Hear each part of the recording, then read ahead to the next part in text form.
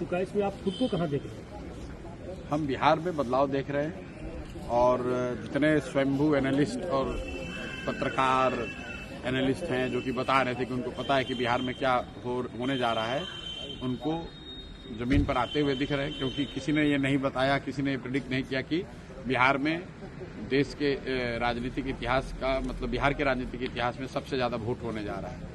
और इतनी बड़ी संख्या में जो पोलिंग हुई है, ये दिखाता है कि बिहार में बदलाव बिल्कुल होने जा रहा है निश्चित तौर पर। और बिहार में इस बार चुनाव में महिला एक्स फैक्टर नहीं है, बिहार का युवा एक्स फैक्टर है, बिहार का प्रवासी मजदूर एक्स फैक्टर है। क्योंकि वो अपने घर की महिला को बता रहा है कि वोट इस बार किसको देना है। 10,000 रुपए के लालच में अगले 5 साल का भविष्य नहीं बेचना है। तो नीतीश कुमार का ये दाव उल्टा पड़ने वाला है, क्योंकि लोग पैसा तो लिए हैं लेकिन उनके कहने पर वोट नहीं देंगे। ये फर्क आप समझिए।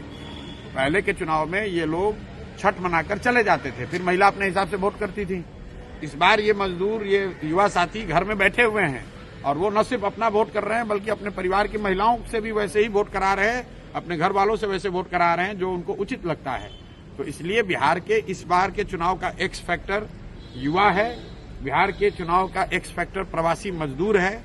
और 14 तारीख के रिजल्ट में आपको दिखेगा। कोई आदमी अगर इसको इग्नोर कर रहा है तो उसको 14 तारीख को प्राइम मिनिस्टर का स्पीच बदल गया है। वो अब गाने गा रहे हैं, कट्टों की बात कर रहे हैं गानों में।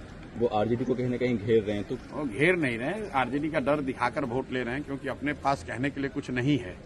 तो पीछे कई दशकों से जो एनडीए है, भाजपा है, नीतीश भाजपा है, ये लोग का सबसे बेहतर वोट लेने का तरीका रहा है कि लालू जी का डर दिखाओ, जंगल राज का डर दिखाओ और वोट ले लो, ताकि लोग ये कहें कि भाई काम हुआ ना हुआ हो, कम से कम जंगल राज तो वापस नहीं आना चाहिए। लेकिन इस बार वो स्थिति बदली हुई है। प्राइम मिनिस्टर ये जो कह रहे हैं वो शायद उनको जमीनी हकीकत इतना पता नहीं चल रहा है। अगर आप ये कह रहे हैं कि जंगल राज नहीं आना चाहिए तो लोग कह रहे हैं ठीक है नहीं आना चाहिए, लेकिन आप क्यों आना चाहिए? जनसुराज आना चाहिए।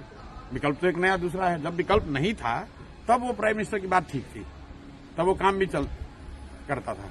इस बार वो काम नहीं कर रहा है। राहुल, आप देखिए कि जो प्रवासी मजदूर है, आप लोग तो गांव देहात में यहाँ जमीन पर आज पत्रकारिता कर रहे हैं, आप लोग जरा जाकर देख लीजिए कि प्रवासी मजदूर किसको वोट कर रहा है। कल तक तो एनडीए को वोट कर रहा था, वो तो मोदी कर रहा था, आज तो वो नहीं कर रहा है।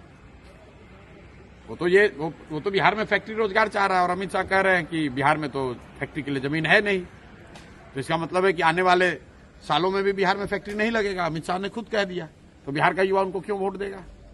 अगर फैक्ट्री लगाने के लिए सिर्फ गुजरात में ही जमीन है तो फिर बिहार का युवा क्यों वोट उनको देगा यहाँ? और ये पूछिए आप लोग कि अगर फैक्ट्री के लिए जमीन नहीं है तो ये जो बड़ा बड़ा सड़क सब बना है, जिसमें कि यहाँ पंजाब, आप बंगाल को गुजरात से जोड़ रहे हैं, वो सड़क बनाने के लिए जमीन बिहार में कहाँ से मिले?